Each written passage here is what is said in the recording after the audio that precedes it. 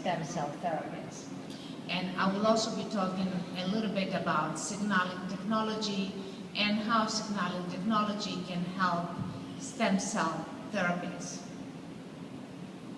Now, there are different sources of stem cells, and stem cells, the embryonic stem cells, are obtained from the 8-ball basilar stage of mammal embryos.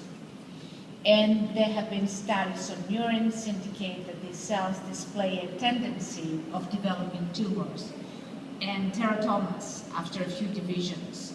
So they're very unstable. They multiply quite well, but they're very, very unstable. This is some of the embryonic stem cells in a picture here.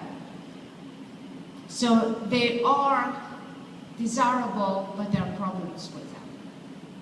Now, stem cells can be used to treat a number of illnesses and have treated a number of illnesses, and they have even been used to deliver cancer, anti-cancer drugs, directly to breast cancers.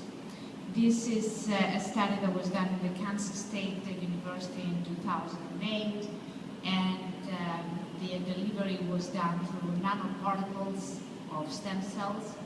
Now, the umbilical cord stem cells, it comes from placental blood in the cord of the human umbilical cord matrix, are very stem cell rich, and they are also loaded with nanoparticles containing doxorubicin, a widely used chemotherapeutic drug. And this is one of the techniques used to treat breast cancer that has been quite successful in the United States. Now, another type of stem cells is the adult stem cells. The adult stem cells, or for short ASC, are harvested from bone marrow. That is a very painful procedure, and it doesn't get too many stem cells. It has a low yield, and it has a high morbidity, so you're losing quite a lot of stem cells in the process. A peripheral blood, the HSC, the stem cells from the peripheral blood, is another source of stem cells. Diseases in more advanced stages seem to better respond to blood stem cell transplants because obviously the blood is carrying antibodies and nutrients to the cells and oxygen, which are absolutely crucial for a lot of illnesses and obviously for the survival of the organism. The third source of adult stem cells is the fat, and we call them MSCs or ADSCs.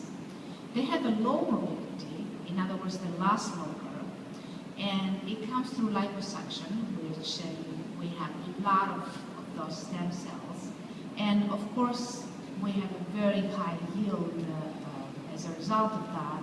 We have about 5,000 CFUs per gram of extracted fat. So it's quite a lot of stem cells come from the fat. And this is probably the main source of adult stem cells used today. This is a microscopic view of a colony of undifferentiated human embryonic stem cells. And the state of the art, how do we get stem cells from adipose fat? First, we have an abstention of human adipose tissue, either through liposuction or lipectomy. Then the adipose tissue is placed into sterile, ice-filled plastic bags, which are then sent to the laboratory. The adipose tissue is septically homogenized and repeatedly washed with BBS inside a biological exposure chamber. And there is centrifugation and isolation of the SPF. Interruption of the digestion after 1 hour with the addition of function of VPBS. This is a factor that basically is a treatment factor to get to the next stage. The fat and the bones